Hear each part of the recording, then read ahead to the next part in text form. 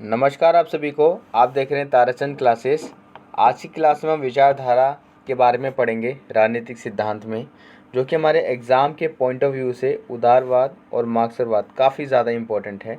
हमारे एग्ज़ाम में ये वाला जो टॉपिक है उदारवाद मार्क्सवाद का कई बार एग्ज़ाम में आता है, तो प्लीज़ आप इसको अच्छे से प्रिपेयर करके रखें, ठीक है। चलिए, और विचारधारा ना एक तरह से इंसान की पसंद को बताती है कि उस इंसान को क्या चीज़ें करना पसंद है समाज में, और वो भी कैसे माहौल में, ठीक है। विचारधारा किसी व्यक्ति की पसंद को बताती है कि वो समाज में और वो किस तरीके के समाज में रहना चाहता है, जहाँ उसके विचार उस समाज में क्या करे जाएँ, एक्सेप्ट किए जाएँ। तो ये विचारधारा जो है पर्सन टू पर्सन डिपेंड होती है, ठीक है। हो सकता है जैसे कि मान लो आप दो दोस्त हो, आपका कोई तीसरा दोस्त है, ठीक है। जैसे मैं लिखता हूँ, जैसे ए है, बी है और एक सी है, ठीक है। हो सकता है बी का अच्छा फ्रेंड सी हो सकता है, लेकिन ए का फ्रेंड ये अच्छा ना हो। तुम दोनों आपस में अच्छे दोस्त हो, ए और बी आपस में अच्छे दोस्त हैं, बी की सी से अच्छी बनती है लेकिन ए की सी से नहीं बनती है। तो ये पर्सन टू पर्सन डिपेंड करता है कि किसको क्या चीज़ अच्छी लगती है, क्या चीज़ अच्छी नहीं लगती, ठीक है। किसी को सुबह जल्दी उठना पसंद होता है और सुबह पढ़ाई करना पसंद होता है, और किसी को हो सकता है कि रात को पढ़ना उसे ज़्यादा अच्छा लगता है। तो ये हर पर्सन पे डिपेंड करता है कि उसे क्या पसंद है। उसी तरीके से विचारधारा है, इसका कोई साइंटिफिकली जांच नहीं कर सकते। चलिए हम इसको पढ़ते हैं आराम से, आपको धीरे धीरे आपको ये सारी चीज़ें समझ आने लगेगी। तो ये जितनी भी आपको वीडियो पे बातें दिख रही हैं, आप सब इनको नोट करते रहना। चलिए, राजनीतिक सिद्धांत के अंतर्गत विचारधारा का विश्लेषण दो स्तर पर होता है। पहला है ऐसे विचारों का समुच्चय, यानी समुच्चय का मतलब होता है संगठन या कॉम्बिनेशन या सेट ऑफ, ठीक है। ऐसे विचारों का समुच्चय या संगठन जिनमें कोई समूह आस्था और विश्वास रखता है, ठीक है, आस्था और विश्वास रखता है। विचारों का विज्ञान, जिसमें यह पता लगाने की विचारों और विश्वासों का निर्माण कैसे होता है। विचारों का विज्ञान जो है वो ये पता लगाते हैं कि विचारों और विश्वास का निर्माण कैसे होता है। तो ये साइंस का काम है, वो ये सर्च करो, सत्य की खोज करो। किसी समाज या समूह में प्रचलित उन विचारों का समुच्चय जिनके आधार पर वह किसी विशेष ढंग के सामाजिक, आर्थिक और राजनीतिक संगठन को उचित या अनुचित कहते हैं या ठहराते हैं। ये बहुत इंपॉर्टेंट है। विचारधारा की एक तरह से आप डेफिनेशन कह सकते हो सिर्फ विचारधारा की, कि किसी समाज या समूह में प्रचलित उन विचारों का समुच्चय है, यानी संगठन है, एक ग्रुप है, जिनके आधार पर वह किसी विशेष ढंग के सामाजिक, आर्थिक और राजनीतिक संगठन को उचित या अनुचित कहते हैं या ठहराते हैं कि ये भाई ये बढ़िया है या बेकार है, जो भी है। तो कुछ हमारी ऐसी विचारधाराएं हैं, देखो नोट कर क्या लिखा है। विचारधारा विश्वास का विषय है, इसका कोई वैज्ञानिक आधार नहीं होता, इसकी साइंटिफिकली जांच नहीं की जा सकती है। ओके, अगर फॉर एग्जांपल के लिए हमारे यहाँ देखो अमेरिका में पूंजीवाद चलता है, ठीक है। अमेरिका में क्या है, पूंजीवाद है ना। और क्या कहते हैं, चाइना की और रूस की अगर आपने शीट युद्ध पढ़ा होगा तो उसमें आपने साम्यवाद पढ़ा होगा। ये व्यक्तियों के हित यानी स्वतंत्रता की बात करता है, लोकतंत्र की बात करता है, और ये तानाशाही एक सरकार की बात करता है। अगर इन दोनों में से कोई एक बेस्ट होती तो पूरे विश्व में उसी की विचारधारा को प्रभुत्व मिलता, है ना। अब तुम कह सकते हो कि भाई शीत युद्ध के दौरान साम्यवाद खत्म हो गया था, लेकिन चाइना में कि आज भी जिंदा है। कई कई ऐसे देश है जहाँ पे सिंगल एक तानाशाही चल रहा है। ओके, और पूंजीवाद जहाँ अमेरिका है, पश्चिमी देशों में पूंजीवाद लोकतंत्र चल रहा है विकसित देशों के अंदर। उसी तरीके से भारत देख लो जहाँ पे इन दोनों का मिश्रण है। यानी कौन सी विचारधारा ठीक है हम ये नहीं कह सकते, ठीक है। कौन सी ज़्यादा विचारधारा ठीक है, हम इसके बारे में कोई वैज्ञानिक तथ्य नहीं दे सकते हैं। यानी कि विचारधारा में कोई साइंस की जांच पड़ताल नहीं होती है। समझ आया। विचारधारा विश्वास का विषय, ये सब विश्वास है कि किसका किस में विश्वास है। किसी का भूत प्रेत में विश्वास है, किसी का नहीं है। ओके, जो कर्म पे विश्वास करता है या कोई किस्मत पे विश्वास रखता है। किस्मत, हम तो यही कहते हैं, ये हम मानते हैं, हमारी तो ये हम तो इसी चीज़ को मानते हैं कि कर्म करेंगे तभी किस्मत अच्छी होगी, कर्म नहीं करेंगे तो किस्मत भी बेकार होगी।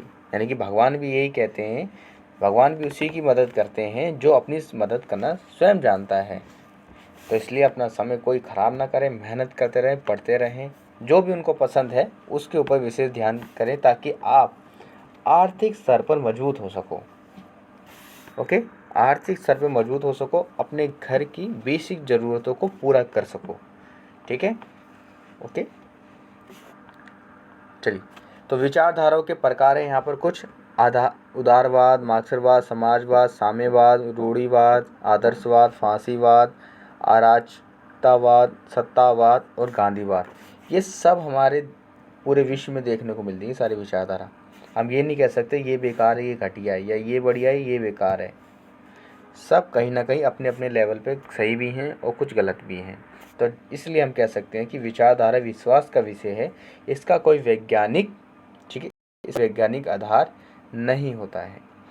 कोई विचारधारा या तो शासक वर्ग को वैधता प्रदान करती है या क्रांति की प्रेरणा देती है। ठीक है, अंततः किसी प्रभुत्वशाली वर्ग या किसी सामाजिक आंदोलन की कार्य साधक शक्ति को व्यक्त करती है। यानी कि कोई भी विचारधारा अपने अनुयायियों को कार्रवाई की ओर प्रेरित करती है। वे ऐसे ध्येय यानी कि ऐसे पॉइंट रखती हैं या कारण प्रस्तुत करती हैं जिसकी रक्षा के लिए वे संघर्ष को, बलिदान को तैयार हो जाते हैं। समझ रहे हैं? एक तरह से देखो, हमें एक सही राह में हमें कोई शुरुआत से अच्छी अच्छी बातें बताई जाए तो हम अपने देश के लिए बहुत सारी चीज़ें कर सकते हैं। ओके, समझ आई? जैसे कोई एक नया एक बच्चे का जन्म हुआ, मान लो एक बच्चे का जन्म हुआ, अब उस बच्चे को जैसे जैसे लोग समझाते जाएंगे वैसे वैसे उसकी प्रकृति क्या है, बनती जाएगी। अगर उसको अच्छे अच्छे विचार दिए जाएंगे और उसको सोचने का मौका दिया जाएगा तो वो क्या करेगा, अपना व्यक्तित्व अच्छा बनाएगा। किसी बच्चे को ऐसे ही माहौल में रखा गया है, जन्म से ही उसने बाहरी दुनिया देखी ही नहीं है कि कुछ आज़ादी नाम की भी कोई चीज़ होती है। हम इतना डीपली नहीं जाते। अब आप देखो, आज आप सब जितने भी हो, आप सबके पास मोबाइल फ़ोन है, इंटरनेट है, सारी चीज़ें आप लोग अच्छी चीज़ें से कुछ भी आपको पता करना होता है आपको पता लग जाता है। कहीं का रास्ता निकालना है तो आप जीपीएस मैप के थ्रू वो रास्ता निकाल सकते हो। ठीक है, मेरी बात नहीं समझ आई? और गांव साइड अगर हम जाएंगे, जो हमारे दादा नाना नानी है, अगर उनको कहें कि हमारा गांव का नक्शा ऐसा है, हमें यहाँ से एक स्थान से दूसरे स्थान तक जाना है, तो उनको ये नहीं भी पता होगा कि जीपीएस नाम की भी कोई चीज़ होती है। वो सिर्फ क्या करेंगे, किसी से पूछ पूछ के ही जा सकते हैं। इससे समझ आया है कि नहीं? ओके, चलो अब इसको ज़रा यहाँ से समझते हैं। यहाँ पे जो हम कहना चाहते हैं कि कोई भी विचारधारा जो है, कोई व्यक्ति हमें पसंद है, ठीक है, कोई व्यक्ति हमें पसंद है भाई, उसका तो जो वो कहे, वो एक गाना सुना है ना, तुम दिन को रात कहो तो हम रात कहेंगे, सुबह को शाम कहो तो शाम कहेंगे, ऐसी कुछ गाना था वो। कहने का मतलब है, जब किसी कोई पर्सन जब हमें पसंद होता है, ठीक है, तो हम उसके सही और गलत के बारे में हम कुछ नहीं सोचते। उसने जो कह दिया वही हमारे लिए सत्य है, बस उसके ऊपर कोई क्वेश्चन मार्क नहीं किया जाएगा। क्योंकि ये लोग ऐसे ऐसे कारण प्रस्तुत करते हैं और हमें शुरुआत से ऐसे माहौल में रखते हैं, हम किसी और चीज़ के बारे में सोच ही नहीं पाते, जो कि ये गलत बात है। ओके, और कहीं ना कहीं ये सही भी है और कहीं ना कहीं ये बहुत गलत भी है। ठीक है, कहते नहीं है, अंधा विश्वास भी बहुत गलत होता है। विश्वास रखना बहुत ज़रूरी है। विश्वास के साथ जो जो बातें आपको बताई जाती हैं उस पर आपका विचार करना भी बहुत ज़रूरी है। क्या वर्तमान की स्थिति से जो हमारे सामने बातें कही जा रही, क्या वो सही हैं? ठीक है, अगर आप सोचोगे नहीं तो ये विचारधारा आपको, जो व्यक्ति सोचते नहीं है, विचार नहीं करते, सही और गलत में अंतर के बारे में नहीं सोचते हैं, वो कहीं भी गलत राह पे जा सकते हैं। ठीक है, वो किसी भी गलत राह पे जा सकते हैं। तो मेरी बात शायद आपको समझ आ गई होगी। ठीक है, ओके। कोई भी विचारधारा अपने अनुयायियों को कार्रवाई की ओर प्रेरित करती है और वह ऐसे कारण प्रस्तुत करती है जिसकी रक्षा के लिए वह संघर्ष और बलिदान को तैयार हो जाते हैं। राजनीति के क्षेत्र में अलग अलग विचारधारा यानी कि विभिन्न विभिन्न विचारधाराओं का प्रयोग परस्पर विरोधियों मानकों या आदर्शों की पुष्टि के लिए किया जाता है। जब हम लोगों को प्रेरित करते हैं तो पुराना इतिहास ही बताते हैं, पुराना इतिहास। ये ज़्यादातर क्या करते हैं, राजनेता लोग करते हैं ये वाली हरकत। कभी भी इलेक्शन होगा वो हमेशा, जैसे कि 2021 चल रहा है, ठीक है, 2021 चल रहा है, तो आज हमें क्या करनी चाहिए, कोई भी पॉलिटिशियन पार्टी है उससे वर्तमान की बात करनी चाहिए। हमारे देश में रोज़गार नहीं है, बेरोज़गारी हो रही है, इन्वायरमेंट नहीं है ठीक से, ओके। लोगों के समाज में मानसिकता को सही करना बहुत ज़रूरी है। लोग एक दूसरे पे विश्वास करना सीखें, ठीक है, और संसाधनों का सही से प्रयोग करना सीखें, ठीक है। तो लोगों को ठीक से रोज़गार ज़रूर मिल सके, यानी कि कोई व्यक्ति अगर पढ़ा लिखा निकल रहा है तो उसको कम से कम इतने तो उसे साधन मिलने चाहिए देश के अंदर कि वो अपने घर की बेसिक ज़रूरतों को पूरा कर सके, ठीक है। ना सिर्फ किताबों के बोझ में वो दब जाए, पूरे साल वो पढ़ता है। देखो 21 की उम्र तक नॉर्मली किसी बच्चे की ग्रेजुएशन होगी, फिर वो 23 साल का हो जाएगा तो पीजी होगी, ठीक है, फिर वो जाएंगे अरे कम से कम उसे भी कम से कम 25 की एज तक तुम्हें कोई ऐसी जॉब तो उसे मिलनी चाहिए उसकी क्वालिफ़िकेशन के हिसाब से कि भाई जिस इंसान ने ग्रेजुएशन या पोस्ट ग्रेजुएशन कर रखी है तो उसे ये जॉब कम से कम मिलेगी ज़रूर, ताकि वो अपनी बेसिक ज़रूरतों को क्या कर सके, पूरा कर सके। ये तो एक सरकार का दायित्व होता है कि कोई भी हमारे देश में व्यक्ति है वो अपने घर की बेसिक ज़रूरतों को क्या कर सके, पूरा कर सके, ठीक है। ऐसे मुद्दे के ऊपर हमारे चुनाव रैली में कोई बात नहीं करता। पुराने इतिहास की बात करेंगे, 2021 चल रहा है, चले जाएंगे 1947 में, कहेंगे यहाँ पे ऐसा घपला हुआ, यहाँ पे ये हुआ फलाना ढिंका, ये सारा ड्रामा, तभी ये देश बर्बाद है, ठीक है। तो अगर वर्तमान में बताओ ना कि वर्तमान में किन की, चलो हो गया जो होना था तो हो गया, बड़े बुजुर्ग सब कहते हैं कि पुरानी बातें याद नहीं करते, हटाओ इसको, मिटाओ, ठीक है। अगर हम इसको पूरा हटाएं तो 2021 की बात करो ना, आज वर्तमान में किन की ज़रूरत है, आपके पास रिसोर्स कैसे हैं, आपको किन ज़रूरतें हैं, क्या क्या आपको चीज़ें चाहिए, वो सारी चीज़ें बताओ। उस हिसाब से अगर आप काम करते हो, अपनी सरकार स्थापित करते हो तो बहुत बढ़िया है। पुरानी बातें लेके किसी अनदर गवर्नमेंट को तुम उंगली ताना दे रहे हो, उसी के ऊपर ब्लेम कर देते, तो भाई जब तुम्हारी सरकार आएगी तुम भी आके डुबाओगे ही देश को। फिर ये जो सरकार है फिर ये आएगी आगे चल के, ये इस पर ब्लेम करेगी, यानी कि ये इनको बदनाम करेंगे, ये इनको बदनाम करेंगे, होगा कुछ नहीं।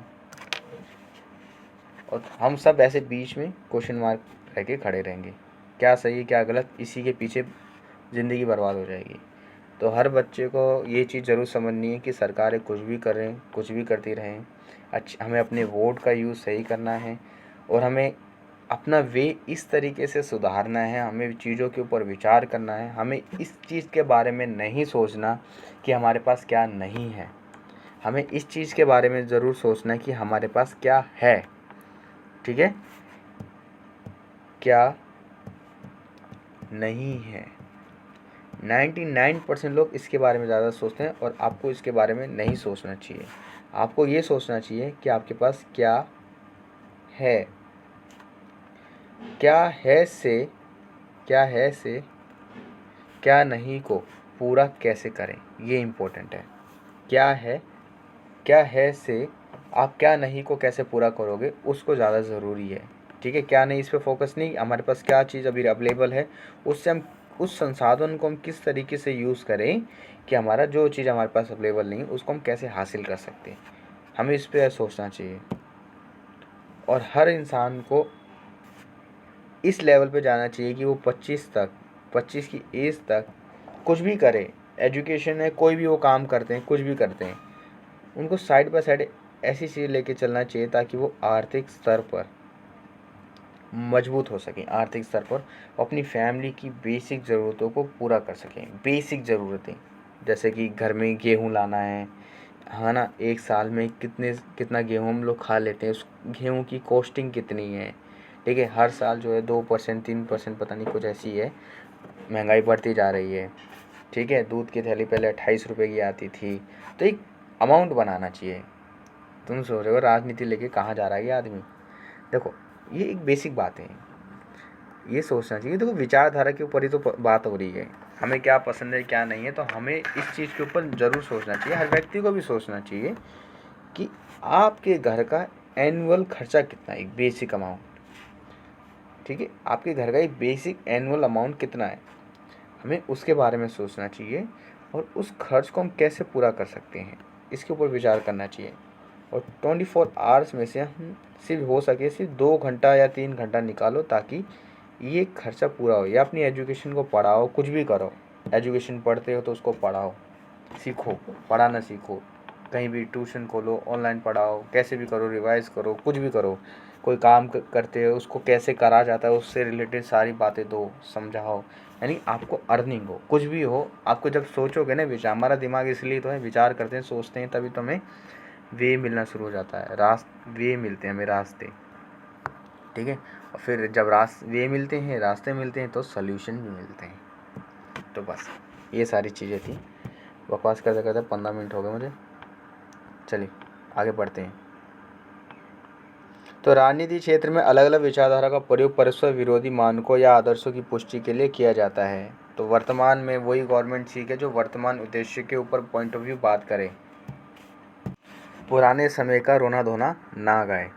क्योंकि आज का जो टॉपिक है ना हमारा उदारवाद, जो हम पढ़ेंगे विचारधारा को, उसमें भी यही बातें बोली जाएंगी जो मैंने अभी बकवास करी है। उदाहरण के लिए यूनान में अरस्तु स्वतंत्रता के निहित स्वार्थ को बढ़ावा देने के लिए दास प्रथा का समर्थन किया। लेकिन देखो ये बता, इसके अंदर जो एग्जाम्पल दिए जा रहे हैं ना, ये बता रहे हैं कि एक विचारधारा सही थी, फिर आगे चल के दूसरी विचारधारा आती है, कोई दूसरा पर्सन आता है जो उस माइंडसेट को गलत प्रूफ कर देता है कि ये चीज़ गलत थी। यूनान में अरस्तु ने स्वतंत्रता जनों के प्रति निहित स्वार्थ को बढ़ावा देने के लिए दास प्रथा का समर्थन किया। लेकिन 18वीं शताब्दी में जर्मन विचारक इमैनुएल कांट ने मानव गरिमा के सिद्धांत पर बल देते हुए दास प्रथा का सर्वथा तर्क शून्य ठहरा दिया। यानी कि एक ने दास प्रथा का समर्थन किया, एक ने कह दिया दास प्रथा ठीक नहीं है।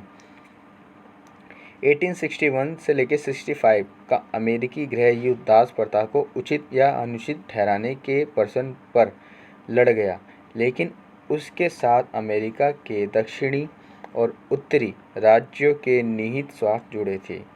20वीं शताब्दी में महात्मा गांधी 1869 और 1948 में मानव मात्र के प्रति अन्याय के विरुद्ध आंदोलन चलाया। दक्षिण अफ्रीका में उन्होंने रंग भेद की नीति का विरोध किया तथा भारत में आकर उन्होंने अस्पृश्यता की कुप्रथा यानी कि जो बेकार प्रथा, गलत नीतियां हैं, ठीक है, जो लोगों की मानसिकताओं को खराब कर रही है, को मिटाने में पूरी शक्ति लगा दी थी इन्होंने, ठीक है। जैसे ये रंग भेद, ये सब ये बेकार सी चीज़ें जो ओबियसली बात है, जो पुरानी प्रथा है, बेकार है, तो इन सबको इन्होंने क्या करा था, ख़त्म करा था। नोट, चाहे हम राजनीतिक सिद्धांत के दार्शनिक पक्ष पर विचार करें या वैज्ञानिक पक्ष पर, वह सदैव निर्लिप्त और निष्पक्ष होता है, यानी किसी का समर्थन नहीं करता। यदि सिद्धांत किसी विचारधारा से घिर जाएगा तो वह अवश्य ही विकृत यानी कि बेकार हो जाएगा। विचारधारा का उद्देश्य समाज में शामिल किसी व्यवस्था, शक्ति की किसी व्यवस्था को उचित ठहराना है। ओके, यदि सिद्धांत किसी विचारधारा से घिर जाएगा तो वह अवश्य ही बेकार हो जाएगा। विचारधारा का उद्देश्य समाज में,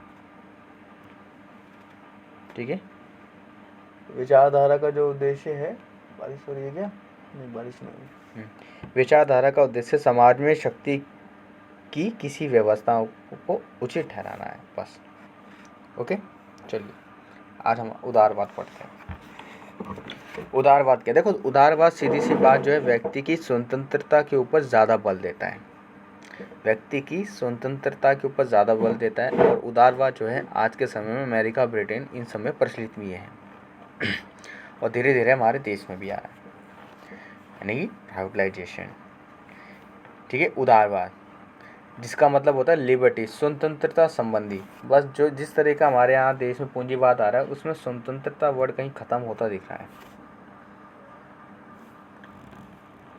चलो कोई नहीं, इसलिए हमें पढ़ना है एजुकेशन, क्योंकि जब तक लोग पढ़ेंगे नहीं, लिखेंगे नहीं, सही गलत को समझेंगे नहीं। कॉन्स्टिट्यूशन को समझो, कॉन्स्टिट्यूशन जब आप पढ़ोगे ना, भारतीय संविधान, आपको फील होगा पढ़ के कि भाई ये जो लोग जिन्होंने संविधान बनाया था ना उस टाइम के लोगों ने, ठीक है, 1900 जब 50 में संविधान लागू हुआ 26 जनवरी 1950 में, आपको ये लगेगा जो उस टाइम के बड़े बड़े जो लोग थे, पॉलिटिशियंस थे, ठीक है, संविधान के निर्माता थे, उन्होंने आने वाले 200 साल, पता नहीं कितने साल आगे की, यूँ समझ लो भविष्य की नीतियों को ध्यान में रख के बनाया के गया था। जब उन संविधान को पढ़ोगे तो आपको समझ आएगा ये बंदे आज वर्तमान के बारे में नहीं सोचा, इन्होंने फ्यूचर की हर परिस्थिति के बारे में इन्हें अनुभव था कि कैसा क्या हो सकता है। इतने सारे संशोधन हो गए हैं, लेकिन सब संशोधन भी पढ़ोगे ना कि किसको हटाया है, किसको नहीं हटाया, किस बात को शामिल नहीं किया, तो आपको समझ आएगा कि कितना बेड़ा गर्क करा है ऐसा। 1950 के बाद जो नए नए जो मतलब कि बात के जो जिन्होंने संविधान बनाया था और उनके क्या आदर्श थे, उसके बाद के जो पॉलिटिशियंस आए हैं उन्होंने कैसा बेड़ा गर्क मचाया है, बहुत ज़्यादा। लेकिन अभी भी बहुत सारी बातें हैं जो संविधान में शामिल हैं, आपको सबको पढ़ना चाहिए। संविधान पढ़ो, CRPC पढ़ो, IPC पढ़ो, बहुत अच्छा है। हम सभी लोगों को इन सब संविधान के बारे में तो पढ़ना चाहिए, ठीक है। ओके, चलिए, आप जिन बच्चों के पास पॉलिटिकल साइंस ऑनर्स हैं उनके पास ये हैगा ये टॉपिक, संवैधानिक सरकार ऐसी कुछ नाम है उसका। चलो, उदारवाद जो है स्वतंत्रता के ऊपर ज़्यादा बात करती है, और उदारवाद के जो जनक थे वो थे जॉन लॉक, उदारवाद के जनक, जिनका जन्म 1632-1704, ये जिंदा रहे थे इस टाइम तक। 19वीं सदी के अंत तक उदारवाद और व्यक्तिवाद में कोई विशेष अंतर नहीं था तथा व्यक्ति के जीवन में हस्तक्षेप न करने के सिद्धांत को ही उदारवाद कहा जाता है। ये सिंपल सी लाइन, सिंपल सी डेफिनेशन आ गई, व्यक्ति के जीवन में हस्तक्षेप ना करने के सिद्धांत को ही उदारवाद कहा, सिंपल सी डेफिनेशन। लेकिन वर्तमान में व्यक्ति की बजाय समस्त समाज के कल्याण पर ही जोर देने की बात उदारवाद का प्रमुख सिद्धांत। आज वर्तमान में क्या हो रहा है कि भाई एक व्यक्ति नहीं, पूरे समाज के कल्याण पर ही जोर देने की बात है। तो ये बहुत सारी ये विचारधाराएँ हैं, डेरिक है, हेराल्ड है, आप इन सब की विचारधाराओं को पढ़ेंगे, नोट करेंगे तो इनका कहीं ना कहीं आदर्श एक ही तरफ जा रहा है, वह है लोगों की व समाज की स्वतंत्रता, उसमें ज़्यादा इंटरफेयर ना किया जाए, अनुचित इंटरफेयर ना करे राज्य, ठीक है, किसी की फ्रीडम पर अनुचित इंटरफेयर ना किया जाए, यानी कि बेकार हस्तक्षेप राज्य या सरकार द्वारा किसी व्यक्ति या समाज की आज़ादी पर ना किया जाए, ये है। चलो, तो ये सारी डेफिनेशन ही लिखी है, ये सारी बातें नोट कर लेना, मैं धीरे धीरे स्क्रॉल करता हूँ। वीडियो को पॉज कर लेना और ये सारी बातें नोट कर लेना। वीडियो जो है बहुत लेट आती है, इसलिए आज की वीडियो जो लॉन्ग ही जा रही है। आप सभी ना एक ना सीरीज़ है यूट्यूब पे, फ्री है वो सीरीज़, ठीक है, TVF नाम से यूट्यूब चैनल है, उस पर है, आप सर्च करना UPSC एस्पिरेंट TVF, तो लगभग 5 एपिसोड है, उसमें संदीप भैया नाम से कैरेक्टर होंगे, वो प्लान बी के बारे में आपको अच्छे से समझाएंगे कि प्लान बी होता क्या है। तो उस चीज़ को वर्तमान स्थिति में लगा के देखना, और आप सब इस टाइम ऑलमोस्ट सभी अच्छी एज में हो, जो बात आपको बहुत जल्दी पता भी लग जाएगी। आप देखो, जैसे आप वेब सीरीज़ देखती हो, ठीक है, छुप छुप के, उसी तरीके से वो है, अब बहुत वो स्टूडेंट लाइफ को रिप्रेजेंट करती है पूरी तरीके से। तो प्लीज़ आप उस देखना, TVF UPSC aspirant pre plus main life, ऐसी कुछ नाम है उसका, देखना ज़रूर, जिसमें एक पर्सन होगा, विलास होगा, गौरी होगा, नाम है ये कैरेक्टर्स के, जिसमें से एक नाम है संदीप भैया, जो मोस्ट ऑफली आज के टाइम में यंगस्टर को डायरेक्टली रिप्रेजेंट कर रहे हैं। उनकी क्या सिचुएशन है इस टाइम, उनके हालात को, उनकी फीलिंग्स को रिप्रेजेंट करते हैं। तो उस सीरीज़ को बहुत देखो, अच्छा भी लगा मुझे, आपको भी वो देखना चाहिए। चलो, उदारवाद के अंतर्गत व्यक्ति की स्वतंत्रता को सबसे ऊंचा स्थान दिया जाता है। व्यक्ति के स्वार्थ और सामान्य हित में कोई बुनियादी टकराव स्वीकार नहीं किया जाता। राजनीति को व्यक्ति के परस्पर विरोधी हितों के सामंजस्य स्थापित करने की प्रक्रिया के रूप में देखा जाता है। यह सिद्धांत राज्य को सब व्यक्तियों की सूझबूझ और सहमति का परिणाम मानता है। अंततः ये लोकतंत्र के विचार के साथ निकट से जुड़ा हुआ है। तो ये है उदारवाद के अंदर सारी एक्टिविटी जो काम होते हैं। मेनली इनका इशारा यही है कि उदारवाद एक स्वतंत्र है, तो व्यक्ति की स्वतंत्रता को ज़्यादा इम्पोर्टेंस देता है। बस अब आता है नैतिक जीवन, मॉरल लाइफ। यह सिद्धांत व्यक्तिवाद, इंडिविजुअलिज्म का समर्थन करता है, जिसमें व्यक्ति की गरिमा, उसके स्वाधीन अस्तित्व और निर्णय क्षमता को मान्यता देते हुए ऐसी सामाजिक कानूनी व्यवस्था का समर्थन किया जाता है जो व्यक्ति के स्वैच्छिक लेन देन पर आधारित हो। ठीक है, स्वैच्छिक लेन देन पर, यानी कि यहाँ पर मेनली ये है कि कोई व्यक्ति कोई ऐसा कार्य कर रहा है, उसका सही गलत का इफेक्ट केवल उसी के ऊपर पड़ेगा, तो भी ठीक है, यहाँ तक कि स्वतंत्रता रहती है। तो ये सारी चीज़ें। आर्थिक ये है कि उस जो भी व्यक्ति जो भी काम करना चाहता है तो वो करे। यह सिद्धांत राज्य के न्यूनतम हस्तक्षेप या अहस्तक्षेप का समर्थन करता है, यानी कि जहाँ जरूरी है कर लो, जहाँ जरूरी नहीं है वहाँ हस्तक्षेप मत करो, सीधा सा है। जो सरकार को बोलते हैं, राज्य को कहते हैं। जो पूंजीवाद को बढ़ावा देता है। पूंजीवाद के अंतर्गत उत्पादन, वितरण और विनिमय के प्रमुख साधन निजी स्वामित्व में रहते हैं, राज्य के स्वामित्व में नहीं। इनका प्रयोग भी निजी लाभ के उद्देश्य से किया जाता है। उदारवाद की दृष्टि में यह व्यवस्था समाज के सब सदस्यों के लिए हितकर यानी बेनिफिशियल सिद्ध होती है, यानी कि जो व्यक्ति काम करना चाहता है उसे करने दिया जाए, उनके कार्य में बिना बात का यानी फालतू का इंटरफेयर ना किया जाए। अगर वह व्यक्ति कुछ ऐसा गलत काम कर रहा है जहाँ पे सरकार को इंटरफेयर करना चाहिए तो वो करना भी उनका ठीक है, लेकिन कोई व्यक्ति ऐसा काम कर रहा है जहाँ पे सरकार का इंटरफेयर करना बेबुनियाद है, बेकार है, तो वहाँ पे सरकार को इंटरफेयर नहीं करना चाहिए ज़्यादा आर्थिक कार्यों में। ये सारी चीज़ें।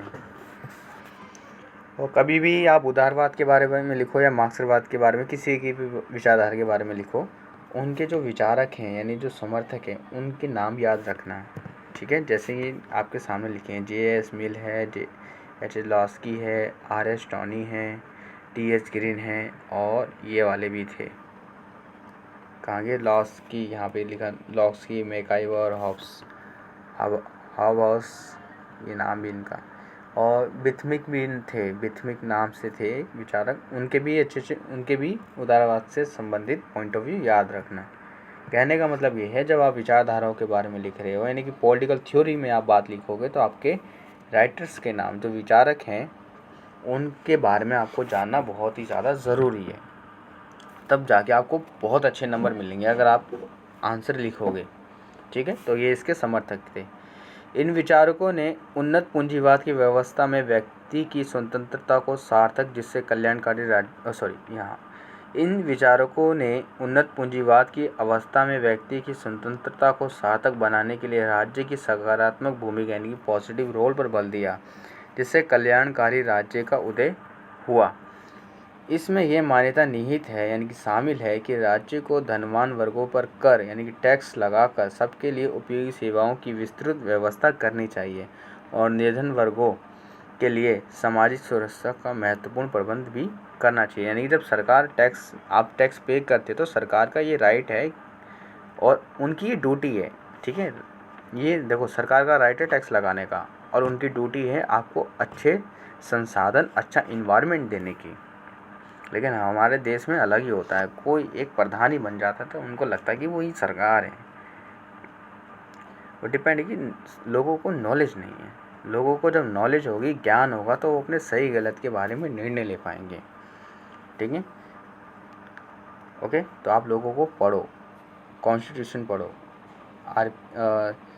IPC पढ़ो, CRPC पढ़ो, आपको सारी चीज़ IPC पुलिस वगैरह, CRPC कोड वगैरह में आपको कैसे रूल वगैरह होती हैं, ये सारी चीज़ें पढ़ा करो।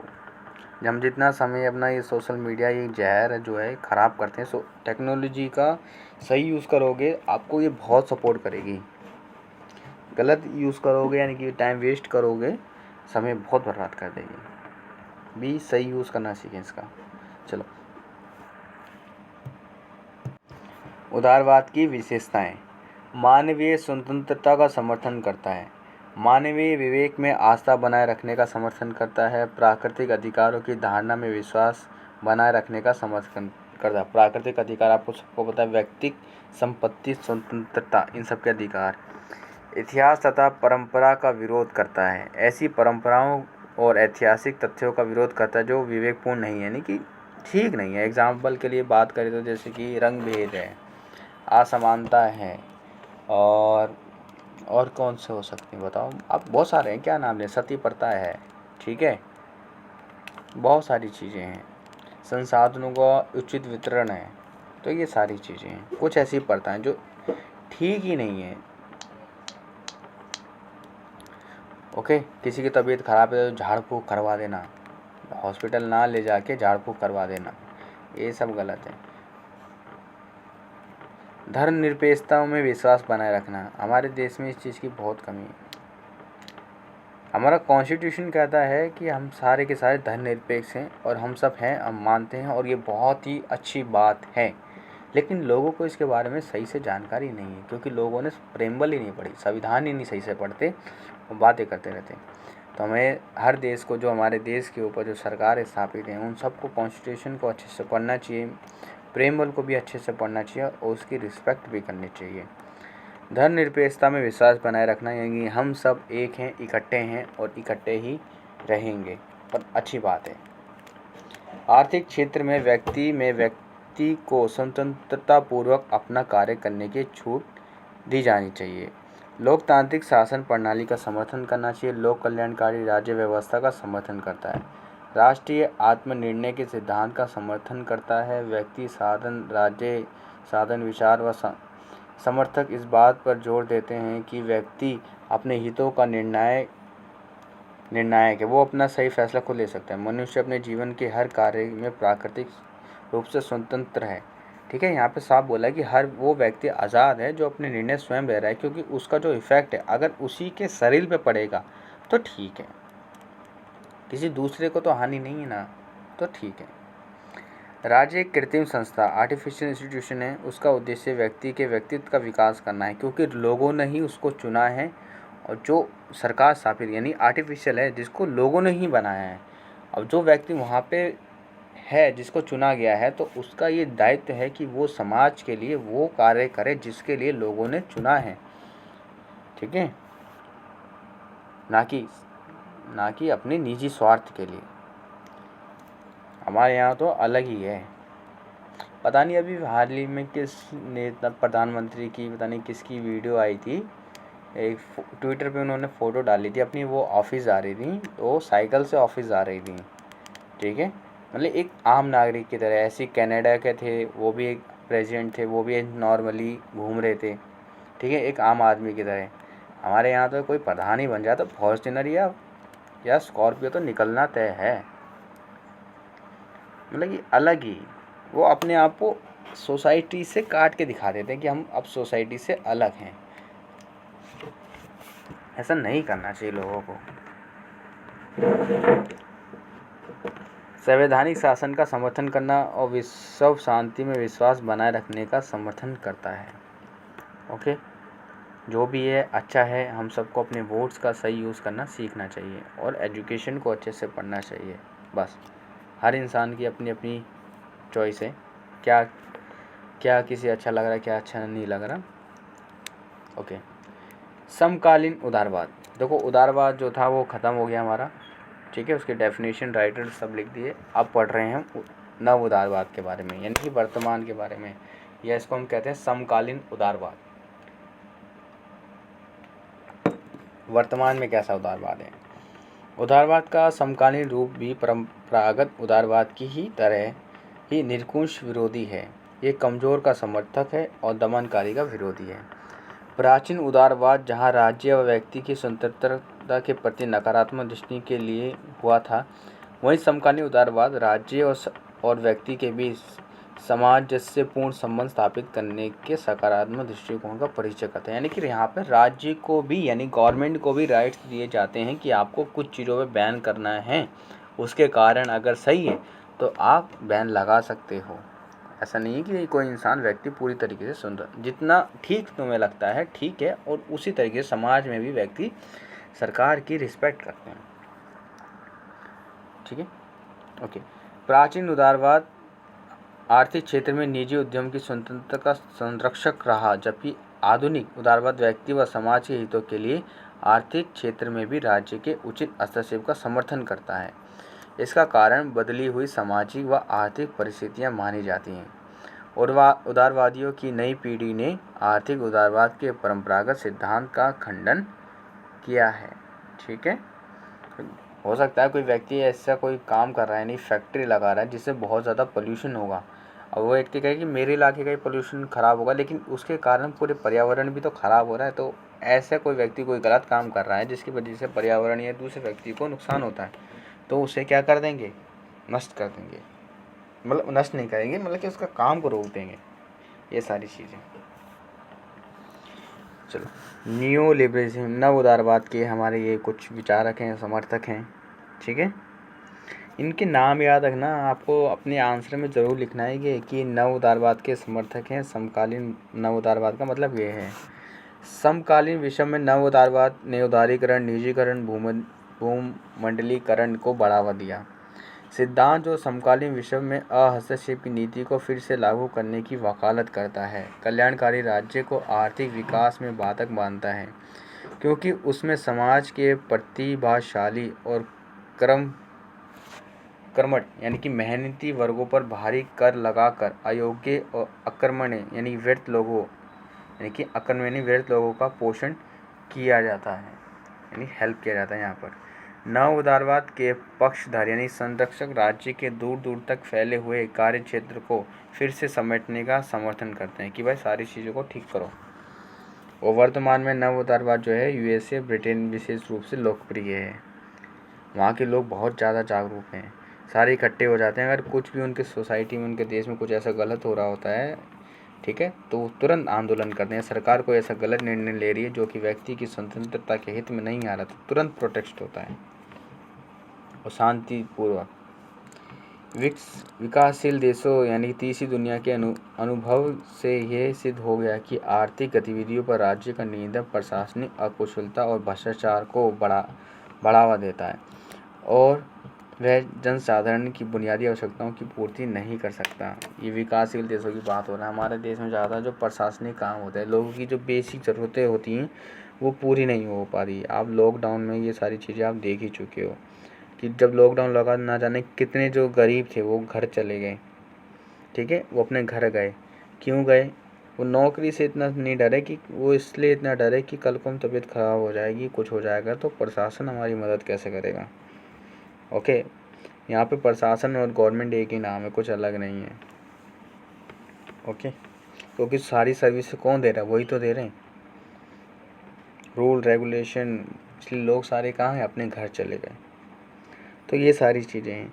तो ये चीज़ें हम सब लोगों को समझना भी चाहिए कि कहीं ना कहीं प्राइवेटाइजेशन ज़रूरी है, और कहीं ना कहीं सरकार को अपनी पॉलिसी को भी बदलना ज़रूरी है कि हर चीज़ को प्राइवेटाइजेशन ठीक नहीं है, लेकिन कुछ चीज़ों को प्राइवेटाइजेशन करना ज़रूरी है। ओके, जब आप लोग समझेंगे, पढ़ेंगे, तभी आप ये चीज़ समझोगे कि सरकार के जो नए नए निर्णय आ रहे हैं वो कहीं ना कहीं सही भी हैं, और कहीं ना कहीं कुछ चीज़ें गलत भी हैं।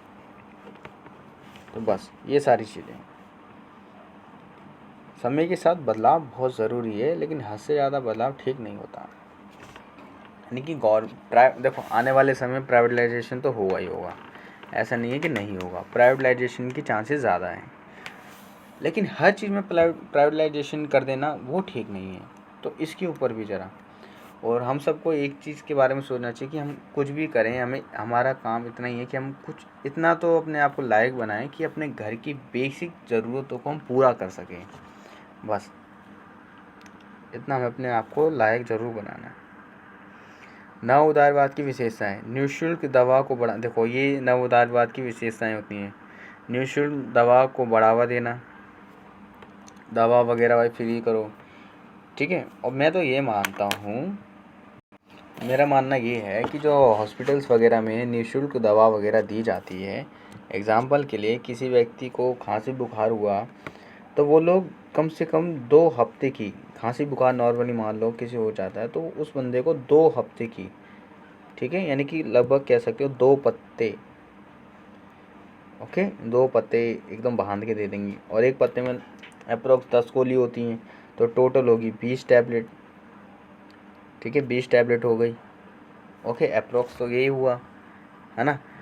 तो गवर्नमेंट को, और उस व्यक्ति ने खाई कितनी है, सिर्फ 1-2 ही खाई, यानी कि अब बची कितनी, 18 बच गई, ओके, 2 यूज़ हो गई तो बची 18।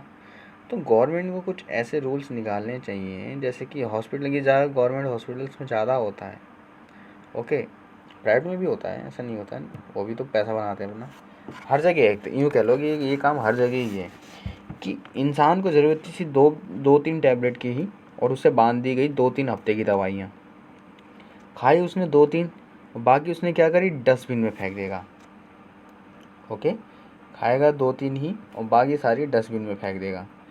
गवर्नमेंट को ये, अब ये डस्टबिन में फेंकेंगे, फिर ये खत्ते में जाएगा, खत्ते में जाके वहीं सारा कोई जानवर खा लेगा, कोई कुछ खा लेगा, तो उनकी बॉडी के लिए भी ये ठीक नहीं है, कि वो जानवर खाएगा, जैसे किसी जानवर खाया, मिल्क वगैरह जो भी निकलता है, दूध वगैरह, फिर वो घूम फिर के इंसान की बॉडी में जाएगा, फिर उनकी इम्यूनिटी ख़राब होती, कहीं ना कहीं यही फिल्म चलती है, यानी कि जो भी वो पदार्थ वो खाते हैं वो केमिकली हो ही जाएगा, क्योंकि दवाई मिल गई उसमें। गवर्नमेंट को ये करना चाहिए कि, ऐसा मेरा मानना है, ओके, ठीक लगे तो सुनो, नहीं लगता तो वीडियो स्किप कर दो, ओके, ठीक लगे तो सुनना, नहीं लगे तो स्किप करो वीडियो। मानना ये है कि जो 18 टैबलेट्स बची हैं तो गवर्नमेंट को रूल बनाने चाहिए, और सबसे बड़ी, हमारे आसपास के जो मेडिकल स्टोर्स हैं वो बिल नहीं बनाते, बिल नहीं देते ज़्यादातर, तो एक तो बिल भी होना चाहिए कि 100 रुपये से कोई ज़्यादा की कोई बंदा मेडिसिन ले रहा है, कोई व्यक्ति, या 50 रुपये से जो भी है उसको पूरा बिल मिले, कंप्लीट बिल, और उस मेडिसिन का नाम और एक्सपायरी डेट भी लिखे रहे, मेडिसिन का नाम और एक्सपायरी डेट के साथ लिखा रहे। और जो दवाइयाँ बच गई हैं, ठीक है, जो दवाइयाँ बच गई हैं, ठीक है, उसे व्यक्ति जो है डस्टबिन में ना फेंके, आसपास के जो मेडिकल स्टोर्स हैं, ठीक है, ये मेडिकल स्टोर्स हैं या गवर्नमेंट के कोई ऐसे मेडिकल स्टोर्स हों, वहाँ पर वह व्यक्ति क्या कर सके, डिपॉजिट कर सके, जाके जमा कर सके कि इन दवाइयों की मेरे को कोई ज़रूरत नहीं है, मेरे घर में ये वेस्ट हैं, आप इसको ले लो, रख लो अपने पास। इससे क्या होगा, हमारे पूरे देश में हर जो भी मेडिकल स्टाफ होगा वहाँ पे दवाइयों की जो किल्लत है ना वो कम हो जाएगी, क्योंकि जिसको ज़रूरत है वो दवाई उसको पहुँचेगी, ये बढ़ने की संभावना मुझे ज़्यादा लगती है, ठीक है। यानी कि जो वेस्ट दवाइयाँ हैं, जो यूज़ होनी थी हो गई, या बाकी फालतू बची हैं, तो वो व्यक्ति जो है जाके डिपॉजिट कर दे, जाके दे दे कि मेरे ये किसी काम की नहीं है, आप रख लो, ओके। और ऐसी है क्योंकि जब टैबलेट फाड़ते हैं कभी कभी नाम भी फट जाता है, समझ नहीं आती कौन सी दवाई है, तो उसके लिए बिल प्रोवाइड करना बहुत ज़रूरी है, बिल हो, जब बिल के थ्रू क्या कर सकता है, जो जांच करता होगा वो अपने पास रख लेगा कि ये इस नाम की दवाई ये हैगी, ये सारे पैकेट हैं और इसकी एक्सपायरी डेट ये है, ओके। तो उस तरीके से सारी चीज़ें तैयार हो सकती हैं, और हमारे देश में ये निःशुल्क दवा को जो है अच्छे से आगे भी प्रोसेस करेंगे, और हमारे सारे ग्रामीण इलाकों तक दवाइयाँ अच्छी तरीके से डिस्ट्रीब्यूट भी हो जाएगी, ये बस, और कुछ नहीं। निजीकरण को बढ़ावा देना, विचारकों को मानना था कि राज्य द्वारा पारंपरिक रूप से वर्चस्व वाले क्षेत्रों में सक्रिय भागीदारी हो। डीरेगुलेशन यानी कंपनी को अधिक लाभदायक बनाने को चलाने, ठीक है, लाभदायक बनाने और चलाने वाले व्यवसायियों की समग्र गुणवत्ता में सुधार करने की अनुमति देना, मतलब कि थोड़ी बहुत रेगुलेशन कम करें। प्रतियोगिता को बढ़ावा देना, देखो प्रतियोगिता बढ़ेगी तो क्वालिटी बढ़ेगी, ठीक है। टैक्स में कमी करना, ठीक है, टैक्स में कमी होगी तो नए नए व्यापार सामने आएंगे, लोग अपनी कंपनियों में लोग ठीक से और अच्छे से काम करेंगे, क्योंकि टैक्स कम दे रहे हैं। जब टैक्स कम देंगे तो सार्वजनिक खर्चों में कमी आ सकती है, यानी जनसंख्या और आर्थिक सामाजिक अस्थिरता में असंतुष्टता पैदा हो सकती है, जैसे जो हमें निःशुल्क सेवाएं मिलती हैं हमारे समाज में वो कम हो सकती है कहीं ना कहीं, क्योंकि जब टैक्स कम जाएगा सरकार के पास तो सेवाएं भी कम होगी। आर्थिक विकास प्रगति के रास्ते के रूप में नव उदारवाद का मानना है, राज्य इस तथ्य के कारण समाजों के आर्थिक, सामाजिक और सांस्कृतिक विकास को रोकता है कि यह प्रगति को रोकता है। नव उदारवाद मानते हैं कि यह आर्थिक विकास के माध्यम से है कि मानवता के लिए प्रगति करना संभव होगा और यह विकास नियमों के बिना एक बाजार में भागीदारी के माध्यम से और निजी क्षेत्र के लिए क्या हो, खुला हो, इंडिपेंडेंस हो, यानी इकोनॉमिक आर्थिक इलाका जो है प्राइवेट सेक्टर के लिए खुला रहना चाहिए, आज़ाद रहना चाहिए, ज़्यादा पाबंदियां ना रहें। बस आज के लिए इतना ही। तो ये सारी बातें आप नोट कर लेना, ठीक है, और अपने नोट्स बना लेना अच्छे से, ठीक है। मिलेंगे आपसे अब नेक्स्ट क्लास में जब वीडियो आएंगी। आप सब अपने नोट्स बनाया करो क्योंकि एंड में इतने सारे बन के तैयार हो जाएंगे, रिवाइज करना मुश्किल हो जाएगा, ठीक है। और एक बार आप यूपीएससी एस्पिरेंट वाली पिक्चर को ज़रूर देखना, बहुत अच्छी है। आपको स्टूडेंट लाइफ के बारे में पता लगेगा वो कितना संघर्ष करते हैं एक जॉब के लिए, ठीक है। इसमें संदीप भैया जो हैं ऑलमोस्ट सभी के कैरेक्टर को कहीं ना कहीं डायरेक्टली या इनडायरेक्टली रिप्रेजेंट कर रहे होंगे, ठीक है। मिलेंगे आपसे नेक्स्ट क्लास में।